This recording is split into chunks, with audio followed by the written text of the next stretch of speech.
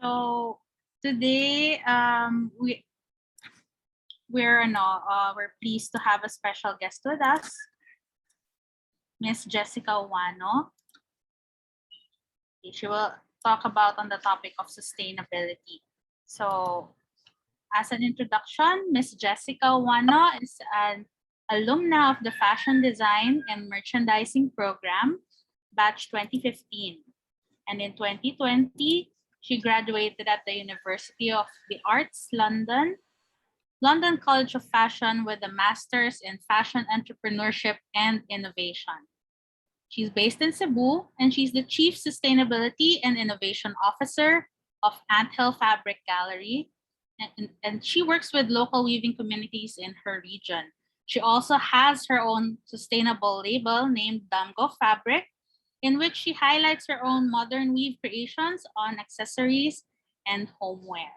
So let's all give our warm welcome and applause, virtual applause for Miss Jessica Ouano, who will be speaking with us today.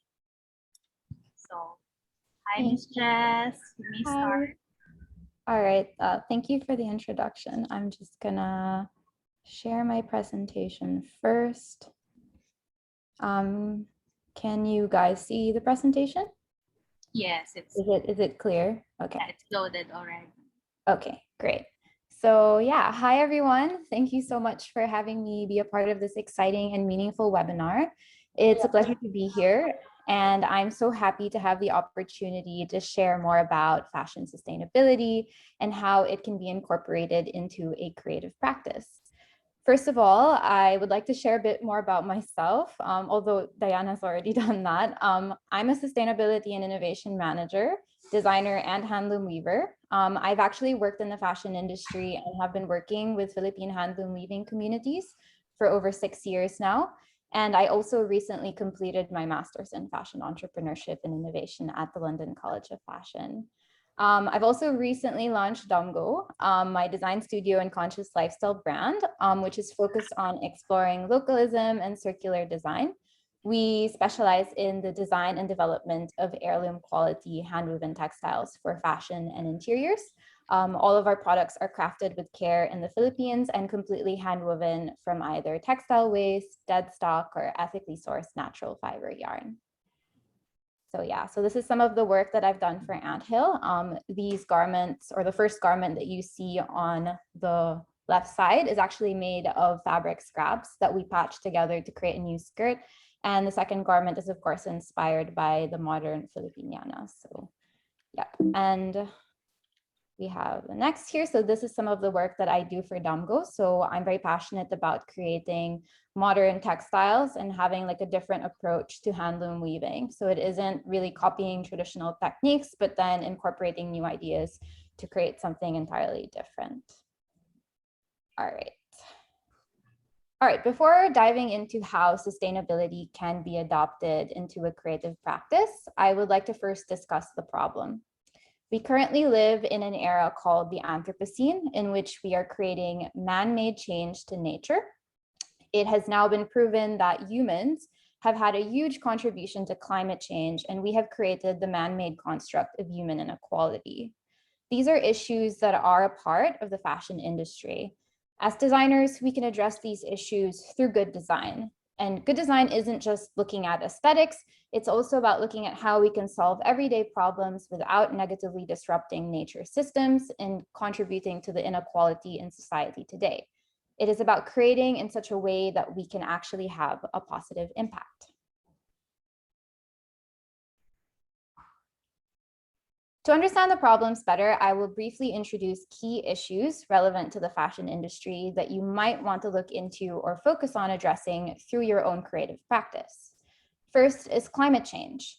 The current level of CO2 in the atmosphere already exceeds what is considered safe by scientists, and yet the fashion industry's emissions continue to increase. If we fail to respond to this challenge, sea levels will continue to rise, many places will experience droughts, and there will be more frequent extreme weather events, increasing the number of people displaced. Second is water stress. Around 1.1 billion people currently lack access to clean water. while the fashion industry consumes water in growing fibers, production processes, and in garment care. It can take around 2,700 liters of water to make one cotton t-shirt, which alone could provide up to 3 years drinking water for one person. Next is hazardous chemicals and pollution.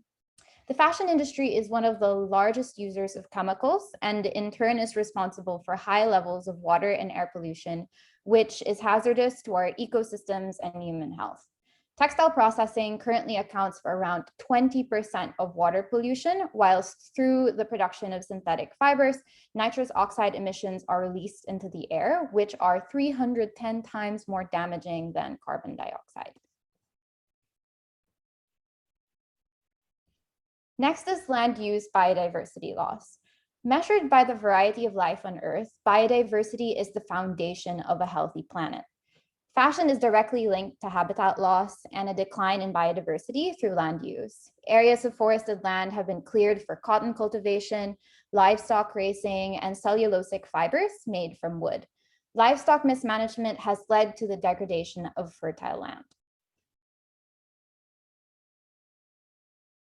Next is diminishing resources. The fashion industry relies on many natural and human resources, which are finite or diminishing. The making, transporting, and use of fashion is almost completely dependent on fossil fuels. Another problem we are facing is that hand-based skills and crafts from around the world are rapidly vanishing because many fashion businesses prefer the faster and cheaper manufacturing options available.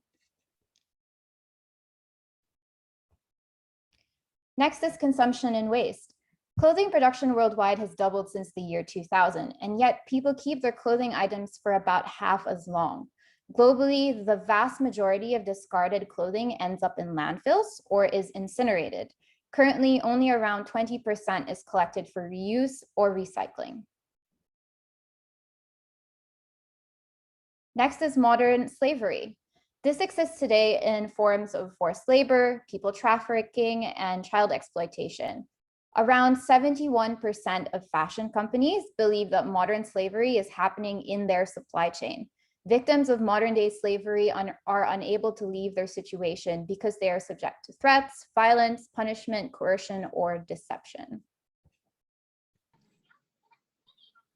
And last but not the least, we have well-being.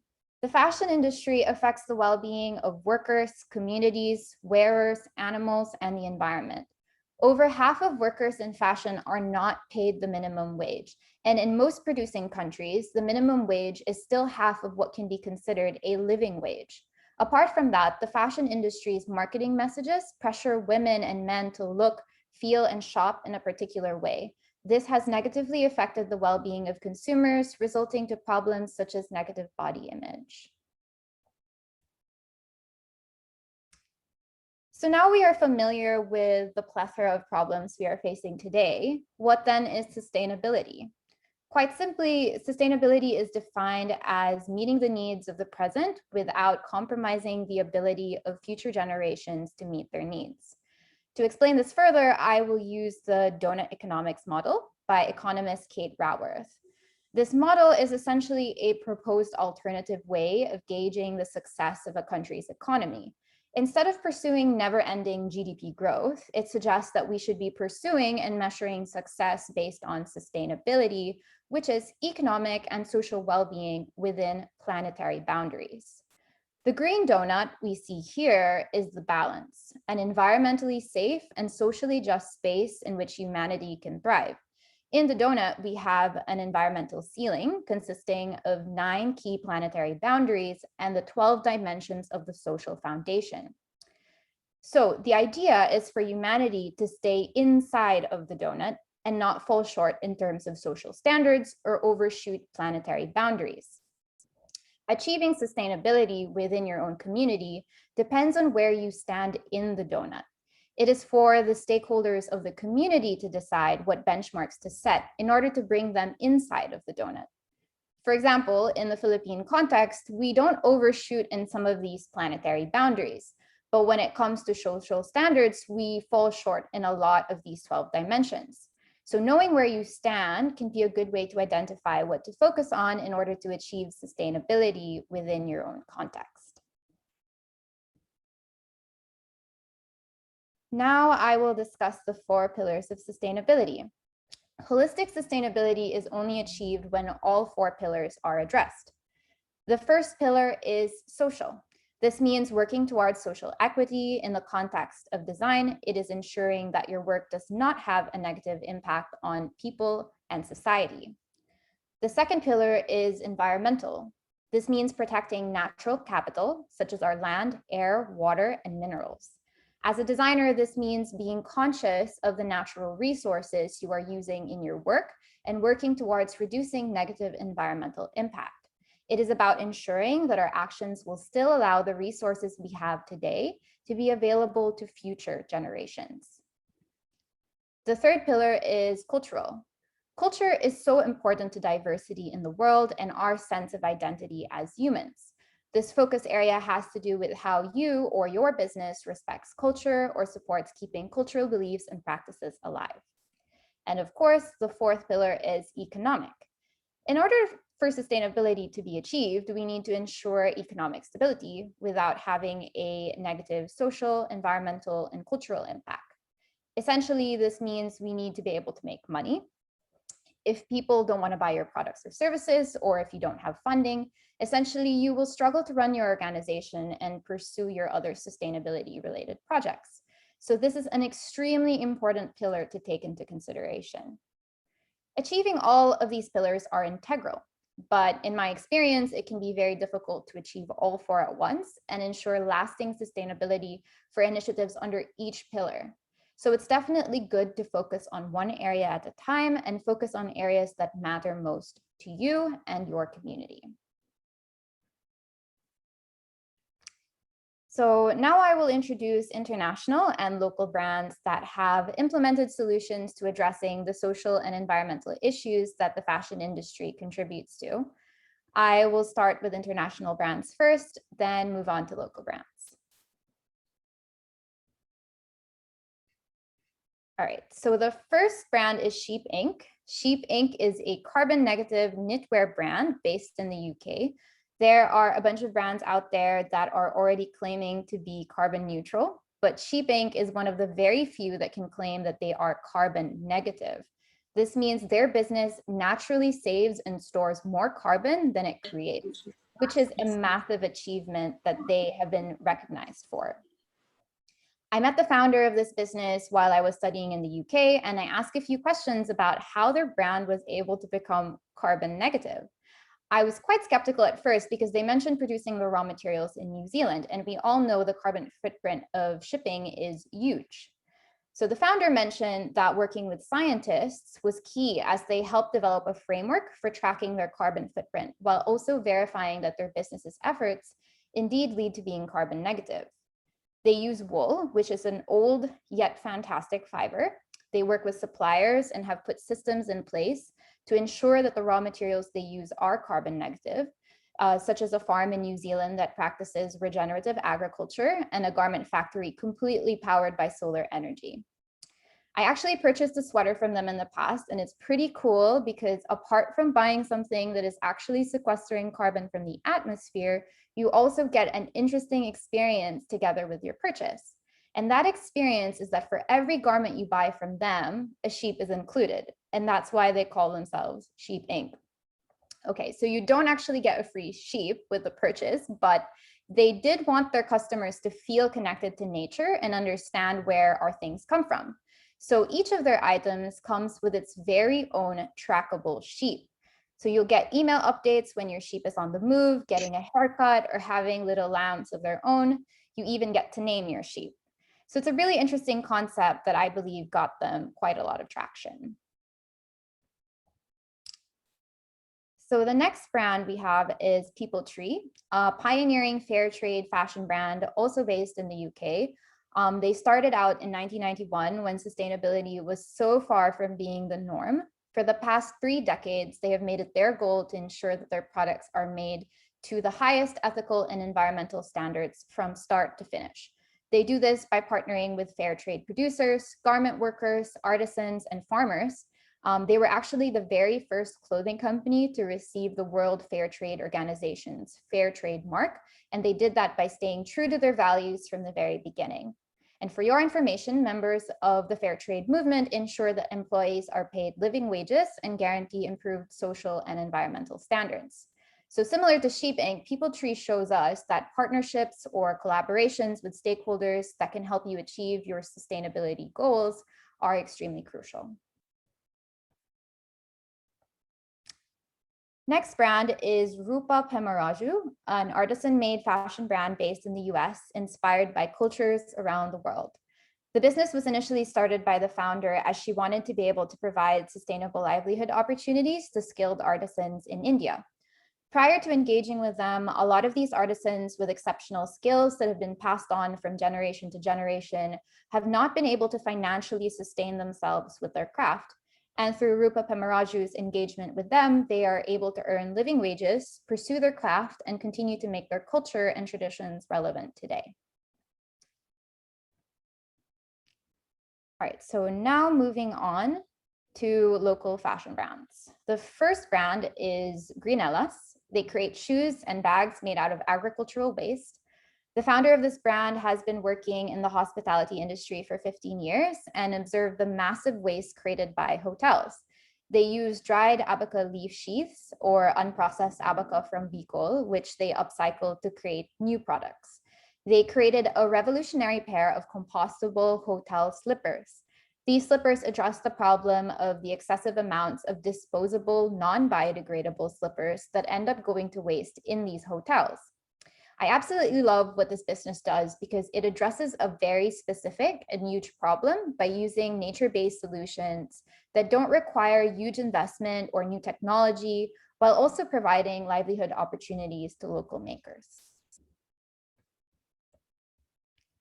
Next, we have Tell a Story, a worker-led community of designers, artisans, and seamstresses. They pay all their workers a true living wage, and they have also clearly defined what a living wage means to them. With the wages they earn, they have taken into consideration workers' ability to acquire safe housing, healthy food, transportation, education for their children, clothing and household needs, savings, and even money for leisure.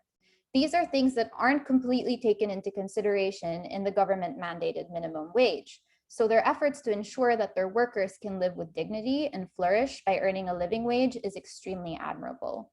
They also choose to only work with biodegradable organic textiles or locally sourced dead stock or waste fabrics to create their designs. And lastly, we have the company I work for, Anthill. Anthill is a cultural and social enterprise working to preserve local weaves and support livelihood through contemporary and circular design. We have a community-centered business model, and its purpose is to celebrate Philippine culture and preserve our living traditions by providing enabling environments that will support sustainable livelihood. In our commitment to provide sustainable livelihood and create positive impact, Anthill has instituted its Community Enterprise Development Program, or CEDP.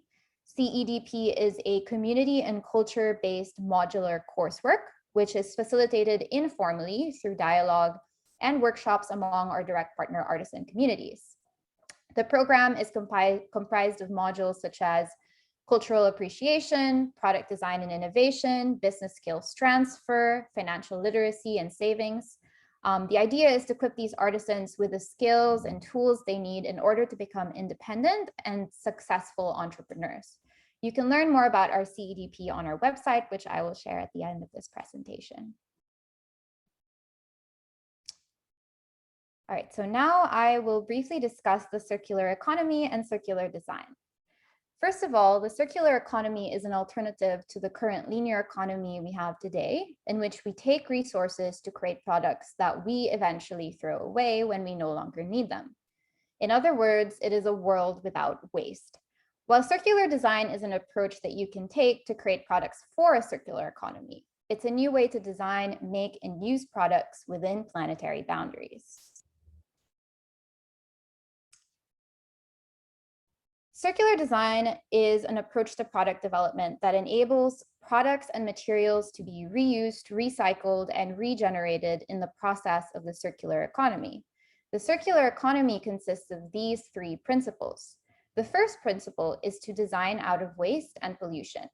Around 80% of environmental impacts, such as waste and pollution, are consequences of decisions made at the design stage. So the first principle is to design waste out of the product or design using existing waste. The second principle is to keep products and materials in use. To achieve this, we can incorporate repairs or product life extension initiatives in our creative practices or businesses. Apart from that, we also need to design products and components so that they can be readily reused, repaired, and remanufactured. The third principle is to regenerate nature systems. Instead of simply trying to do less harm to the environment, we should aim to do good by returning valuable nutrients to the soil and other ecosystems. As a regenerative system, the circular economy can have many positive effects on people and the planet. So as seen in the diagram here, the idea is to work towards this regenerative system instead of just aiming to be sustainable or neutral. The ideal regenerative system will be one that uses energy efficiently. It is a system that manages to maintain practices that not only mitigate negative impacts on the environment, but naturally promote collaborative models through human activities with a return to the environment and the community. This improves productivity by directly feeding biological systems and generating systemic improvements that allow humans to develop within planetary boundaries. So guys, being sustainable isn't the goal. It's just a step towards the bigger goal of becoming regenerative. All right, so now we're gonna quickly watch a video. I'm just gonna share another page. 1 second. All right.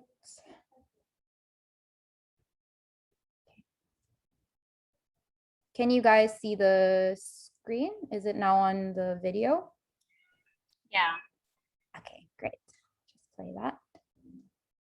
We all know that design is integral to the shift to a circular economy. And we have this great diagram here, and here to tell us a little more about it is my colleague, Joe. Thanks, Vicky. Yes, this diagram is a good place to start, and it's affectionately known as the butterfly diagram because of the shape. So on the left-hand side, we have a biological cycle, and on the right-hand side is the technical cycle. And could you tell me a little bit more about the differences between these two cycles? Sure. So overall, it's a feedback-rich system. If there's no feedback, it's not circular. But they are quite different. So on the technical cycle, we think of it as being restorative. And that means that products and materials retain their integrity and their highest utility at all times. And there seems to be lots of cycles within the technical side of the diagram. Could you explain a little bit more about those? Definitely. So recycling, which we're all familiar with, is still part of the picture, but we think of it as the loop of last resort. If you think about it, when you take a product or a component and return it to the materials that it's made of, you're really stripping away all the extra value, whether it's labor, energy, or materials that went into creating that product in the first place. So it's these inner loops of a circular economy, these inner feedback loops, where there's greater value to be had and better experiences to be had for businesses and users. And could you tell us some more about some of these better options that you speak of? Sure. So there's remanufacturing, which is a term for restoring a product to its as new or better than new standard. So Renault do this really well with a bunch of their components, such as compressors, gearboxes, and they actually sell them with the same warranty as a new part because they've gone through an intensive process of returning that product to its good as new standard. Then there's something like reuse, and we're quite familiar with reuse through something like eBay. So people selling their old possessions on to be directly reused. So we're not adding much in the way of energy, materials, extra labor in terms of returning that product to the economy. But now there are businesses who are thinking about building reuse into the very design of the business model. So Zipcar would be a great example. Rather than having one car that is really underutilized, it can be more intensively reused by many more customers.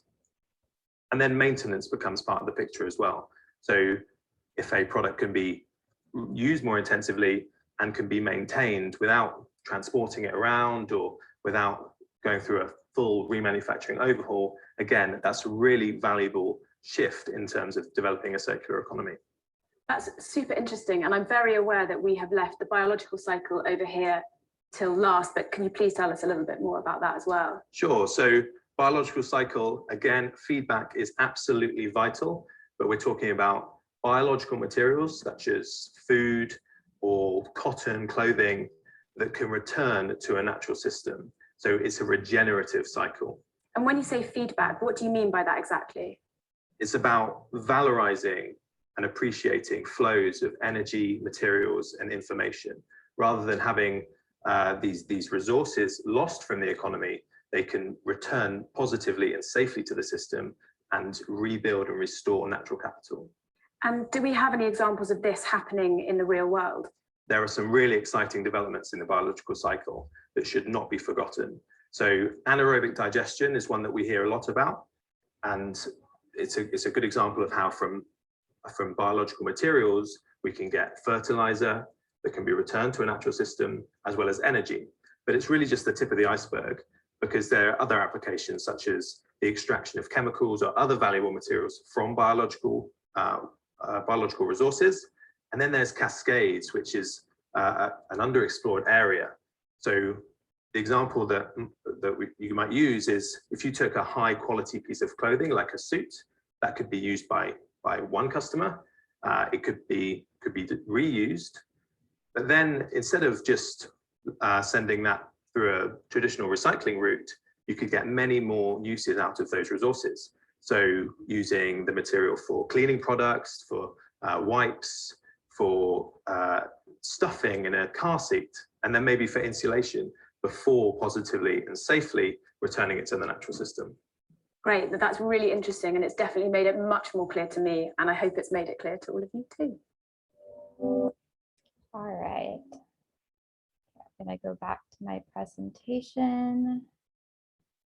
Right, I hope that kind of helped you all understand better the different cycles in the circular economy. So yeah, from what we learned in the video, your approach depends on the materials that you are using. And the goal is to stay within the inner loops of this butterfly diagram as much as possible, since these are more within your control. And in that way, resources that already exist can be maximized. So if, for example, if you had a garment with a hole in it, it would be better to find a way to repair and reuse it rather than sending it to a recycling facility for it to be shredded and turned into a new product, as this would require more resources and also diminish the resources that went into creating that existing garment. Okay, so now I will present some new materials that have emerged that could potentially be sustainable alternatives to materials we are currently using today to create fashion products. First is Q milk fiber, which are made of 100% renewable raw materials and non-food milk. It is 100% natural and biodegradable without any residue in just a few months, which is a great alternative to polyester. This fiber can also be used to create a variety of wearable textiles. Next is Fungi Skin. This is a 100% natural and organic vegan leather textile made out of mushroom called tinder fungus. Then we have Orange Fiber. This creates a luxury sustainable fabric, which are made out of citrus juice byproducts. The business producing this textile also have a fully traceable and transparent supply chain. Next is Tencel, a brand of lyocell and modal fibers, which are produced through environmentally responsible processes from sustainably sourced wood.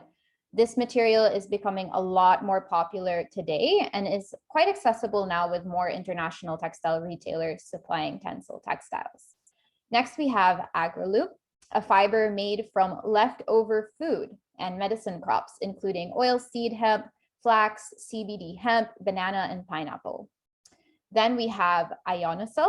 This is a technology that turns used textile, pulp, or even old newspapers into new textile fibers sustainably without harmful chemicals. The process converts cellulose into fibers, which in turn can be made into long-lasting fabrics.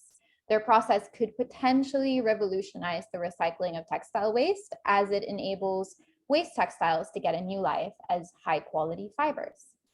And lastly, we have Avocel. This is a material that I have personally used in my own textiles. It is made with responsibly farmed 100% abaca fiber that has been turned into paper and then yarn. It is a 100% compostable material, and they source their abaca fibers from the Philippines. This material creates a light, highly durable, breathable, UV resistant, and antibacterial textile. When it comes to materials, variety is important to sustainability. No one material can be the solution to the environmental problems we are facing today. Monoculture farming has had a huge negative impact on our planet. For example, cotton is the most widely used natural fiber worldwide. It accounts for around 90% of all natural fibers used in the textile industry. Dependence on a single material, like cotton, has led to infertile land and biodiversity loss.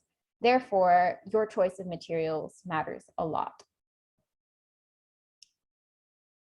Apart from all these new sustainable materials that have emerged, there are also traditional ways of using existing common fibers, such as cotton, that can be produced in a sustainable and even regenerative way. Through adopting practices like regenerative agriculture, natural fibers can be produced in a way that restores the land and sequesters carbon from the atmosphere. One approach that I found quite inspiring was that of the organization Fibershed. They have developed a system that can create what they call climate beneficial textiles. They have been working towards enabling regional textile communities globally and encouraging the use of natural fibers sourced from local regenerative farms.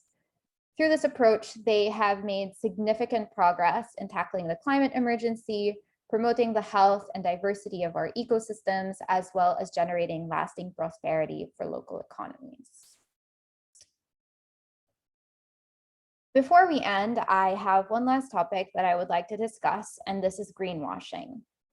Greenwashing is a marketing strategy that takes advantage of the increased public interest in environmental issues to make false or misleading claims about a company's environmental practices and products.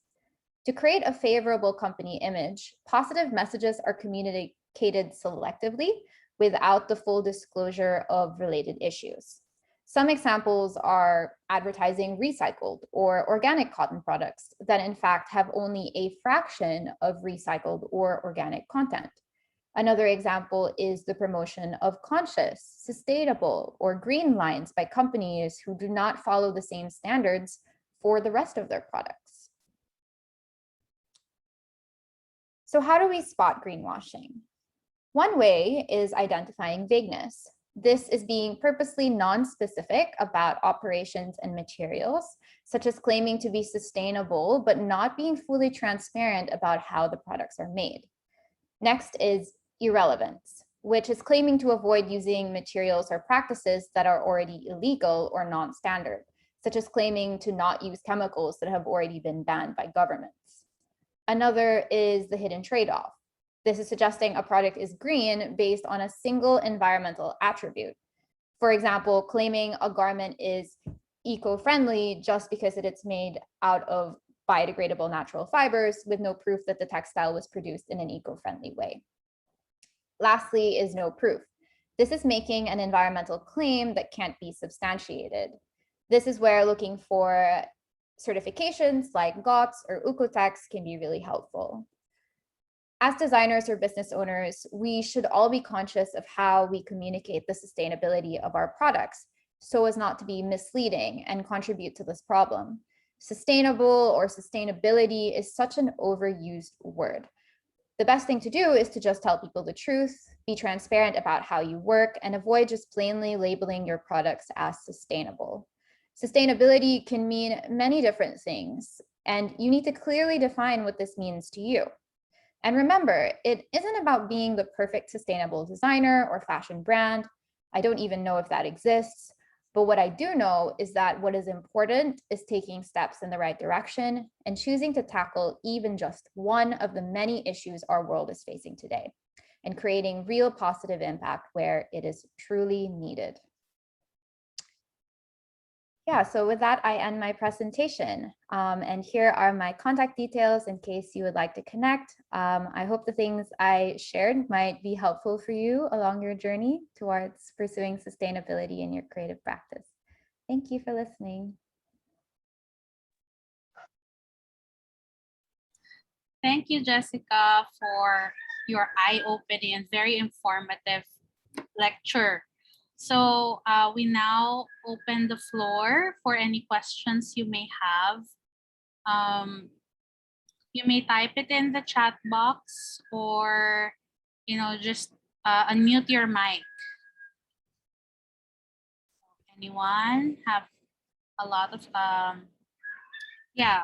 in your experience, I'm sure all of us are quite aware of some of the issues already, and some of you have already been shopping or wanting to shop responsibly as well. So yeah, in your experience, would you have any questions for Jessica on how you can apply this in your own practice or in your daily lives, etc.? Ayan. So we have Katiana. Okay, Katiana, you can unmute your mic. Hello. Can you hear me? Hello from Cebu, Miss Jessica. I'm also from Cebu as well.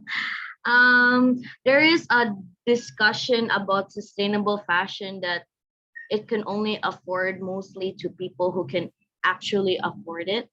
So my question is, not all people can afford sustainable fashion. So how can you promote them to have pieces of clothing, but also provided or contributed in a eco-friendly or in a sustainable way? Like, how can you advise them for that?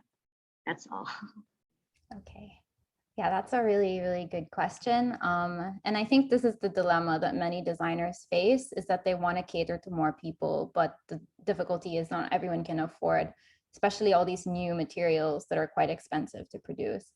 So I guess my answer to the question is that there really are solutions for different types of consumers. For example, if you're a person who can't afford to buy expensive, sustainable products, you could actually afford to buy secondhand goods, right? So promoting secondhand goods is a cheaper alternative to that. And it isn't about, again, it's not about being perfect. I think if you take care of the clothes that you have and you choose to buy less, fast fashion products, or you're more conscious about where you invest your money, like that in itself is already a huge step. And I think it's about understanding or promoting that to people and helping them understand that, every decision they make, like every product they choose to buy has an impact, has an effect. And by choosing to either focus on buying secondhand or maybe saving up your money for a year to buy one good product instead of buying 4 products from H&M or Forever 21, wherever you would buy your fast fashion goods. So like, I think it is difficult because it's a mindset change. And I think that's where the barrier and the struggle is, and it's trying to help consumers understand that, okay, if you can't afford it now, maybe if you put all your money together for a few years, you might be able to afford one sustainable brand. So we experience that a lot with Anthill. So we have like students who, they don't have a lot of money, like they only save up their allowance for a certain period of time. And some of them have been able to afford our products over like a year of saving or 2 years of saving. So yeah, it's really just being aware of the options that you have to you. Yeah, I hope that answers your question. It is. Thank you very much. Thank you for that question. Anyone else who would like to come forward? Okay, go ahead. Yeah, okay, I'll read for Miguel. Hi, Ms. Jessica. Are any of the sustainable materials mentioned available or are being made in the Philippines? Okay, so actually, no, none of them are. All these are made, a majority of them are produced in Europe. Abasel is produced in Taiwan. but they do ship to the Philippines. Unfortunately, I didn't find any particularly new or interesting materials that are locally made, but PTRI's efforts to create like abaca cotton and pineapple cotton are also really interesting. So if you're looking to get local new materials or more sustainable materials, you can definitely have a look at what they're doing. And I know that there is a retailer called Panublix that's also selling their yarn. So yeah, just in case you're interested in purchasing local. Yeah, okay. So now you know where to get them. Okay. Ayan, okay. Another question. Okay. Okay, what are the sustainable materials presented in the slides again? Have you worked on them and what are they like? I'm interested in the fungi leather. Okay, yeah. No, I'm not actually, I've only worked with, I think I can go to the slide. I've only worked with the Abasol, which is the one at the bottom. I've not worked with any of these materials, although I've been to Premier Vichon in Paris and I've seen orange fiber Tencel Agroloop there. And their textiles are quite, like they're like normal fabrics. Like they have like canvas-like textiles, they have like chiffon-like textiles. It doesn't look like it's any different from what we would use or like these so-called unsustainable materials are. So they try their best to make it as close to reality. For fungi skin, I've not actually seen their leather in person, so I can't speak much for that. Abasol like is the only one I've worked with, and it's a really interesting material because it does still feel like abaca, but then when you wash it, it becomes soft and it feels a bit more like a thicker cotton material. So when you weave it, it's a bit like a canvas textile, like it's quite thick. And I actually purchased like quite a sort of small yarn size, so it was surprising. But I do think that's because abaca is quite a sort of strong and sturdy and stiff fiber. So kind of retain that in the end product. But yeah, no, it's nothing like the raw abaca fiber that you would just like, you know, you weave like raffia or not raffia, but like those 100% abaca textiles that are unprocessed. So those are really hard. So this is a lot softer and quite impressive for a 100% abaca textile. So yeah. So thank you for that. Joaquin, next from Joseph. Okay. Would you consider buying from the thrift store sustainable when it's in bulk or hoard type of way? That's a good question. I mean, it's interesting. I've never actually done that myself, but I mean, if you take care of your clothes and you're using secondhand, I understand that some people love to have like different clothes every day. I still think that buying secondhand is better than purchasing entirely new. But I think it also kind of have to think about, are you going to be wearing these clothes? Or are they just going to stay in your closet? Are you going to throw them away after a while? I think that's like the question, is what you intend to do with the clothes that you've hoarded. If you're going to use them, if you're going to love them, if you're going to care for them, then by all means, you can have as many clothes as you want. But yeah, you just have to think about that. And obviously the end of life of all these garments that you're purchasing. Thanks, Joseph, for that question. Anyone else? I have a question. Okay. Hi. Hi, Miss Jessica. First of all, I love Untitled. I visited the warehouse like 5 years ago. Okay. So how do you guys, like, what's your approach like when you, like for any unsold items, like how do you recycle or restore your products? Okay, if it's like in the context of Anthill, what we've been doing is that we've actually been remaking some of our garments. So like we actually keep our clothes for like until they're sold. Like we don't ever throw anything away. So we keep a lot of stock. So we've got stock from like 2015 that's like on our website.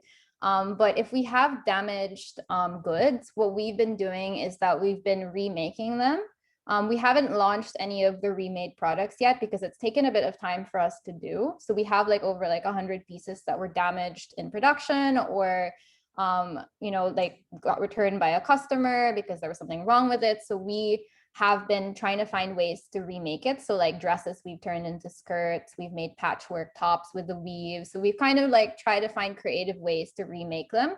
And then we actually have a reweave line, which we have on our site. So those are old weaves that people no longer wanted. So like old like customers that wanted to return a garment because it doesn't fit them, and then they wanted a discount. So we give them a discount for that. And we resell them on the site. So we're going to be selling all of our remade products under that category, which is the reweave. So yeah, eventually we will launch that. It's just been taking a lot of time for us to make the clothes. Yeah.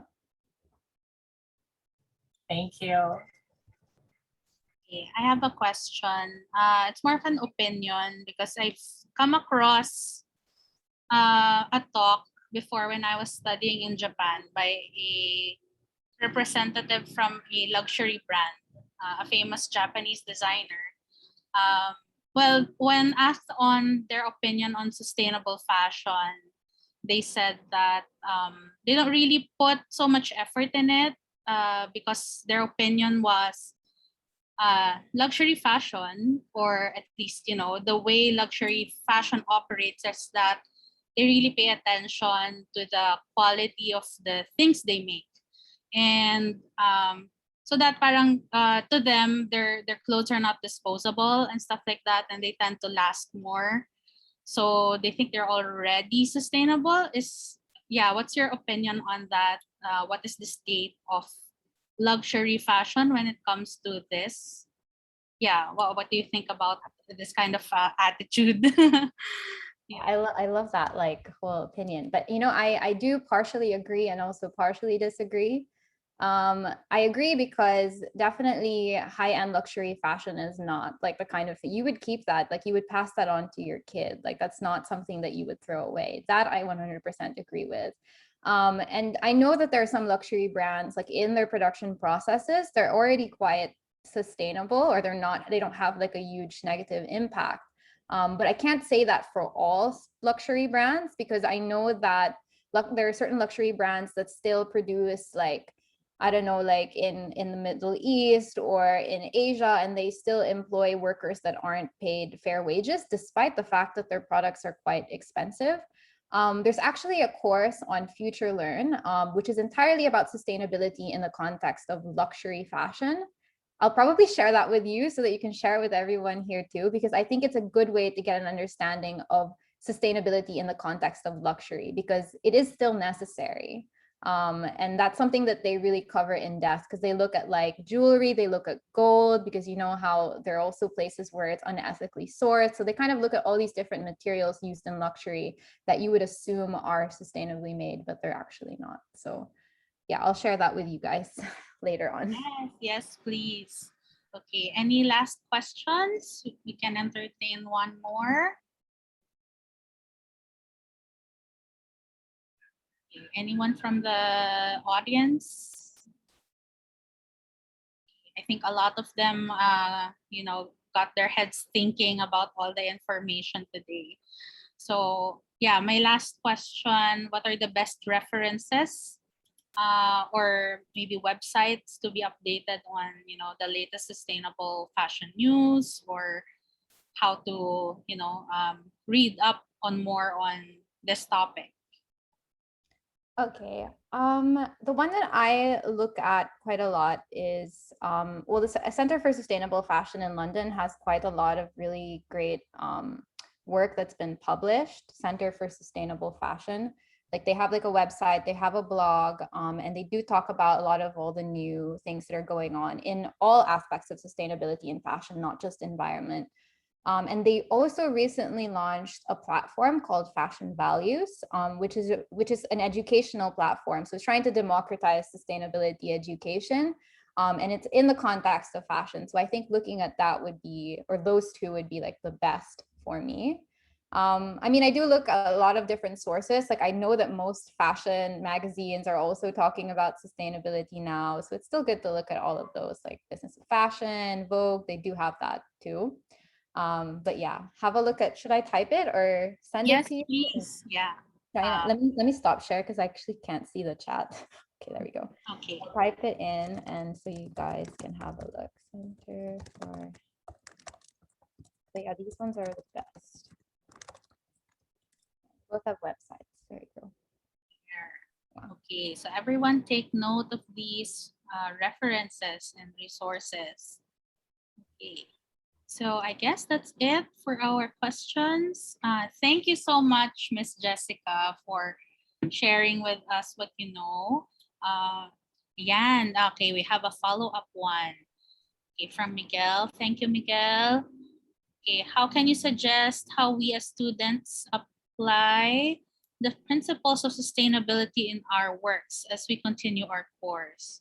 Okay, since there may be many cases where we will be trying out different textiles, working with different materials as we find and develop our design skills. Yeah, that's a really great question. Yeah, you know, I think the best thing that you can do is, again, if you are conscious, be conscious about the materials that you're using and reuse materials if you can. I know that I had quite a lot of, I know how fashion school leads to lots of fabric because I still have fabric from school before too. So I think if you can find ways to repurpose all those textiles that you've purchased, like you can actually make stuff, sell them online, share them with friends. Like I think that's a great way to make use of the materials that you have. And I know that the other aspects of sustainability are quite, you know, they're quite like big problems, like addressing social issues, like addressing carbon, like, you know, like the carbon footprint that you have and all these different things, that it's quite challenging. So maybe like not like pressure yourself to have to address all these big problems, but find small ways that you can like, you know, reduce your waste or even, you know, maybe create products that create a statement or, you know, get people to ask questions about sustainability through your work. I mean, there are lots of ways that we can promote sustainability, even just as an individual. So yeah, I hope that answered the question. Okay, another one. Okay, as a sustainable brand, is it more of made to order or for fewer production? For fewer, okay. Yeah. I mean, made to order is a great way to reduce waste and it's also more intentional. So yes, I know a lot of sustainable brands that have opted for that approach, but I do know that there are other ways to ensure that your production is intentional. And I think people are looking at things like, you know, artificial intelligence and finding ways that we can use that to identify what people want to buy and being able to study a consumer's behavior and interest, like things like that, you know, would be a great way if you like to sort of be more intentional in what you're producing. But definitely as a small brand, made to order is such a great way to reduce waste and create more intentionally. Okay. So, okay, thank you for all your questions. Hello. Oh my God, I'm so sorry. Yeah, is there one more? Hi, it's me. Hello. I have a question for Miss Jessica. I have a question. Do you have any tips on how to like, on what to do with our wasted fabric scraps from our projects? Since I have a lot. Yeah. You. I mean, there's so many really fun ways to cycle waste. I know that there's this, I'm not like, I have not like tried it myself, but I know that there's this quilting patchwork technique that a lot of like people have started to like adopt. I know that there are courses online for it. Like, I think it's just like a really great way to like make something new out of really small pieces. I know it takes a bit of skill. So if you're like kind of like into like creating products like that are more like handicraft, like maybe you could try that. What I've been doing is I've been weaving my waist, especially like the small ones that you can't like turn into like a garment. But I know that it's not something everyone can do if you're not like familiar with weaving. But yeah, like I think that there are lots of different techniques out there. I think I will share another learning tool like in upcycling. Like I think like it was a free tool like from Redress, the organization in Hong Kong that has like this fashion competition.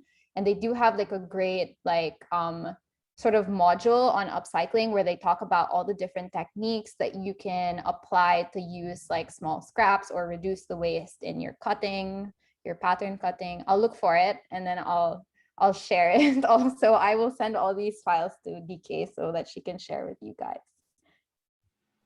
Thank you. But I have a next question. Do you know like an organization who accepts scrap fabrics or like I can't I don't know if they're still accepting scraps. I mean, we used to accept scraps, but we have so much of it now, so we stopped doing that. I can't remember the name. I know that there's this tote bag company. Was it like Ritaso or something? Like they make like tote bags with scraps. I'm so sorry. I can't like remember if they still do that. So yeah, unfortunately, I'm not so sure. Thank you. Yeah. Or wait, Rio Tasso, are you familiar with? I think she graduated from CSB also. She also makes clothing out of scraps. Might be good to look at and see what she's doing because maybe she might take some scraps. I'll put it in the chat also. I like her work a lot because it's really like funky and fun. So yeah, I know she takes. Yeah, she's on TikTok. Yeah. TikTok is very educational. Jessica is on TikTok. I know, I'm trying. Okay, any more? Going once? Twice? Okay, I think we've covered everything you're curious about. And so, yeah, we're right on schedule. Thank you so much for attending. And I hope you learned so much from today. I know I did. Yeah, so as a last thing we do, can we all open